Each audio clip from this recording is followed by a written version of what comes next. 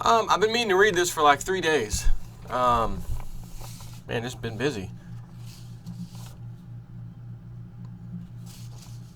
This is actually from Bix Weir a few days ago, and I want to add some different and additional comments to this. But I'll go ahead and read you what he's saying first. He says, "Hey, there's a new silver rigger in town. For years, I have agreed with Ted Butler that the silver short position is a company killer. Whoever holds, in other words, if you've been following it at all, whoever happens to hold that silver short positions end up exploding or imploding sooner or later. That currently, of course, recently, anyways, was J.P. Morgan. Ted has shown how it has been passed from Drexel Burnham to AIG to Bear Stearns to J.P. Morgan, and now, as J.P. Morgan begins to stumble, it seems the transition is happening once again. Each and every time the company holding the short has imploded in a heap of rubble. Since the first quarter of 2012, there has been some basic changes in the market structure of those that hold the manipulative short position. I'm not talking about the COMEX short, but rather the over-the-counter derivative market, also known as the OTC market. That is recorded at the Office of the Comptroller of Currency of the United States. Although it's true that J.P. Morgan's position has increased from $16.4 billion to $18.5 billion in July 1st, or by July 1st, there is a brand new manipulative short position in the game now. Believe it or not, it's the poster child for government bailouts, CitiBank. According to the OCC, again, that's the Office of the Comptroller of Currency, CitiBank has increased their exposure to silver derivatives massively, unbelievably massively, over the first 2 quarters of 2012. Here's the facts on Table 9 of the report he was looking at from the OCC, titled Precious Metals. See, they like to just combine it so you don't know, are they talking about gold, silver, some other metal? We all know it's silver. So they like to just keep it categorized as precious metals and just leave it as that. But we know it's silver. So as of January 1st, 2012, CitiBank had about $44 million involved. As of March 31st, basically 4 months later, 44 million turned into 5.7 billion. How's that for an increase? As of June 30th, 2012, another several months later, that 5.7 billion turned into 9.5 billion, and that's just Citigroup. Just Citigroup. At $35 an ounce, or actually, I think it's just Citigroup. I don't know if it's all of them. Yeah, it has to be because it was 44 million. So that was just Citigroup. At $35 an ounce, the $9.5 billion represents 270 million ounces of silver derivatives added in the first 2 quarters of 2012. That's telling me they had to increase these paper contracts by 270 million ounces of paper silver to keep the game under control. And that happens to be Citigroup taking that massive adding onto their books. It says, remember, it was March 30th, 2012, which again, keep in mind, March 31st, it showed that they went from 44 million to 5.7 billion. So basically the same time, it says it was March 2012 when J.P. Morgan's troubles began in their derivatives book with the London whale trade that cost them billions of dollars. The rumors are that these derivatives are linked to silver. That bombshell was linked to silver. This is the same time that old Blythe Masters came out for the first time in like 4 years. Came on TV to declare that they don't rig the silver market and that it's just clients' positions that are hedging. It's not them, it's their clients, and doesn't affect the market at all. There's nothing to do with, nothing to see here. This is also the same time that CitiBank began to build its monument to silver derivatives rapidly, catching up to J.P. Morgan. It is clear to me that the baton of silver rigging is once again getting passed on. The next report will be very telling if Citi continues to build this monstrosity to silver market manipulation. And he says, update, looks like the CitiBank rig job may have to end early, as it was just announced that the CEO and COO have just abruptly stepped down from Citigroup, which I talked about the other day. Now, where he says here, it's clear to me that the baton of silver rigging is once again getting passed on. It could be. It could be getting passed. But I want everyone to keep in mind that up until fairly recently, I think technically about the end of last year or sometime around, I think around that time. Let's just call it in the last year. These reports, like the one he's talking about, would show that there's only one entity in the metals positions, right? In these short positions. Can't remember the name of the report. It may be the same exact report. And then all of a sudden, this report's come out quarterly or whatever it is. And then one day, hey, look at that. It shows there's 4 entities now.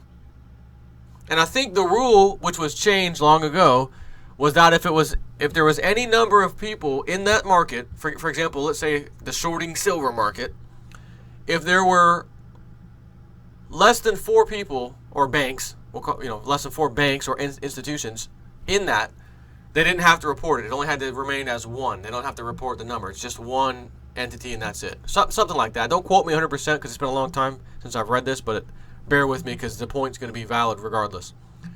But if it was less than 4, they just report 1, or they don't report anything or something like that. If there's 4 or more entities, or not more, but if there's at least 4, once they hit 4, then they have to start reporting the number. So if it's 5, then it's 5. If it's 6, it's 6. If it's 4, it's 4. If it's 3, nope, it's 1. If it's 2, no, it's 1. If it's 1, it's 1. So once they hit 4 entities into this market, these short derivatives on silver, they have to report them once they've reached 4 participants. So what I'm venturing to saying is that I don't know necessarily that they're passing the torch. They might be. And again, they could. It could very well happen, and Citibank will crumble, like a wet napkin, kind of thing. And it could bring down them, and then there goes the silver market, and then it explodes to the high side. The other side of this is what I'm thinking, was why I'm mentioning this to you. That number that used to be 1, and it always remained 1, and we always knew it's probably because there is just 1, and it's JP Morgan.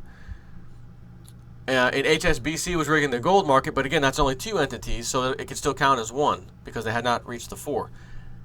Now that there's 4 showing up on this report, we know it's JP Morgan. It's obviously Citigroup now, which also means there's probably 2 other banks to make a total of 4 that are participating in this silver derivatives nightmare. And keep in mind what Lindsey Williams said.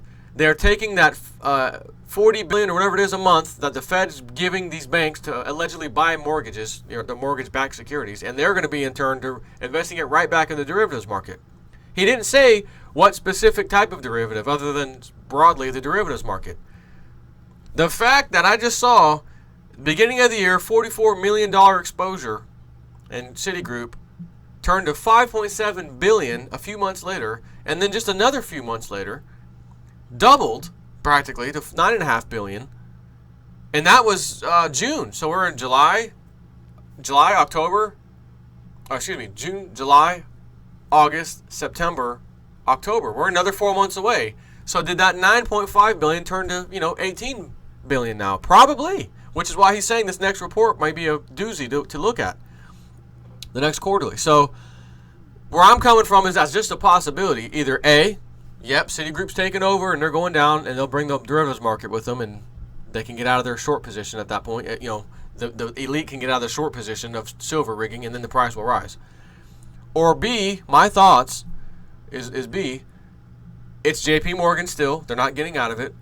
Now you can add Citigroup. Now you can add, say, Bank of America and Goldman Sachs or Morgan Stanley, some other 2 banks, HSBC, someone else, right? So JP Morgan, for sure, Citigroup, and then it remains to be seen about the next 2. In other words, they're sharing, kind of like an insurance program. They're sharing the beatdown. And granted, I saw silver this week. And I remember what old Mr. Winton Benton Group had said, we're going to push the market down this week. Or not push it down, we're going to move the market from the 12th, Tuesday the 16th to Friday, whatever, the 19th. So the odd thing is that people ask, are you moving it up or down? There was never a reply. I would assume it was up because the last time they talked about it was in early 2011 when apparently they drove it to $50, according to them. And they made the claim in advance, I believe. So they didn't push it up. It definitely dived pretty good over the last few days. During the exact time frame this particular person said they're going to move the market. Granted, the whole stock market went and took a dump too. And the elite love to just use that and they'll start silver off diving first, and gold, whatever, precious metals. And then when you start to think, okay, how many times? Okay, there's 2 raids in a day. How many you gonna keep raiding? Come on. This is blatantly obvious. And then all of a sudden the market starts diving. And of course, then silver and gold will keep diving too. Automatically. So you can't really complain and say, hey, they're raiding it. Well, the whole market's moving. Maybe they raided the first 2 days of the week. And then the 3rd, 4th, and 5th day, it was the market generally going down. So, some kind of nonsense as if we're supposed to believe that. But again, my thoughts are that there may be up to, let's say, 4 banks. So, whereas before it was a single entity. Like he says, it was Drexel, Burnham, then AIG, then Bear Stearns, which collapsed, of course. AIG before it was going to collapse. Again, they had to back up silver positions. That was their insurance. Not just silver, but derivatives positions. That's why they got bailed out by the taxpayer, of course, which allowed these other banks to survive. So, anyways, it was a single company. Drexel first, then AIG, then Bear Stearns, and now JP Morgan hasn't collapsed, but JP Morgan allegedly has it, and they're getting ready to pass it off to Citigroup. But if the elite were smart, they would simply say, well, let's not pass it to an individual bank that's going to collapse because this always happens. Let's spread the love so we can maintain it a little better to all 4 of you banks, Citigroup, JP Morgan, and whatever other 2 banks, so you all don't have to take a beating one at a time. With a lot of an amount of silver, you can spread all that silver short position around so that you individually take a beating, but nowhere near as if one person took the beating. And they probably said, yeah, that sounds good, but we're going to need a sick amount of money to handle this because people aren't buying our crap on TV. They're still buying gold and silver out of control. We're having to dump more and more and more paper, which equal derivatives, on the market just to keep and maintain the price. We're taking massive beatings doing that. So we need all the club to get involved so we can all equally share that and maintain this market. That tells me, which proves to me actually, are my thoughts earlier, that it's taking more and more paper silver to move the market a little bit. Whereas before, 2, 3, 4 years ago even, it would take that same amount of movement, a paper would hurt the silver market badly. Like, holy crap, it's down 8% today. Holy Jesus, 10% in 2 days. Oh my God, those kind of moves. Now they're doing the same type of volume, and it's moving 90 cents down to 60 cents, whatever. Not a huge massive fall, a couple percent kind of thing at worst. Whereas before it was 8, 9, 10% they could knock it down. So if they're having to dump that much paper to keep control of the market, they're realizing we don't have enough. There's not a single bank here who can throw enough money at it unless the Federal Reserve gives it to them. If the Federal Reserve gives a single bank the amount of money necessary to control these markets, the public will flip out. So let's spread it out with an announcement by the Federal Reserve, Mr. Ben Bernanke, that we're going to buy all of the banks, of course the too big to fail banks, mortgage-backed securities, which are in the trillions of dollars, and we're going to start by issuing minimum of $40 billion a month. You don't suppose that now it's $40 billion total, not to one bank or each bank. It's $40 billion split between them. But again, for fun factor here, let's say there's 4 banks that they're doing this to. $40 billion, and there's 4 banks, the same 4 banks, let's say, that are on this derivatives market, short position. That's $10 billion per month per bank. So, looking at how rapidly it went from $44 million to Citigroup, they had to get involved. 4 months later, $5.7 billion. A few months later, $9.5 billion. And it seems like it's exponentially increasing. They would need a nice, massive amount of funds coming from the Federal Reserve or somewhere. In this case, the Federal Reserve, because they already said they're going to give it to them, in order to maintain control. Which also tells me that even if they can stretch this crap out for another year, whole entire year, maybe 2014 for God's sakes, the amount of paper and phony money printed to create their illusion, to maintain their illusion on these paper prices of silver and gold, makes it even worse as far as they're concerned, where the prices are going to go after it finally implodes. And it will always finally implode. Which would mean I would probably need to revise my best case and worst case scenario prices for silver. When I used to start out, or not that long ago, a couple years ago, I saw probably worst case of silver, $100 an ounce. Best case, $300 an ounce. That was like my internal, and I know I read the Webbot prior and it said $600 silver. You're going to see it, there's no question. But even then, my mind, I'm just thinking internally, JSNP4's internal thoughts, it's $300 silver. I've revised that not that long ago. $300 minimum. And easily $600 maximum. So I'm now in line with the Webbot. But if they can stretch this on, and they may not be able to, but if they can, and they do it for another year and a half or 2 years, I will once again easily be revising my low, and my low will be $600, and the high will probably be over 1,000 or something. I don't even know, per ounce for silver. All I can say is we can just remain seated and wait and see. You can clearly see things are happening. They're currently and obviously fighting to keep the prices down. I mean, they're fighting tooth and nail, obviously. You can see it. Everything I just explained proves it, and I'm not talking conspiracy stuff. This is a fact. This is data released to us that we can comment on, which basically, when it finally comes out, says, aha, this is what we thought. And they're doing it. This proves it. That kind of thing. Even if it's a bunch of circumstantial evidence, you sit in the sidelines and wait a minute or a month or two, and then they do something that correlates with exactly what you thought. It makes perfect sense now. Now that circumstantial evidence becomes a little more powerful than just circumstantial, possibly, blah, blah, blah. And that's where we're at right now. So, again, this final summary, and I'm shutting up. A, Citigroup's getting the silver short position. JP Morgan's getting out, and bye-bye Citigroup, because the CEO just stood down and the COO just stood down. They don't, as I said, they don't do that for any reason. So this does give Bixware's thought here very good, powerful backing. It's just my own thought that there's a choice B, and the choice B is that they're going to distribute it to a different banks, so they don't have to have it implode yet. All we can do is remain seated in us. It remains to be seen. So, take care.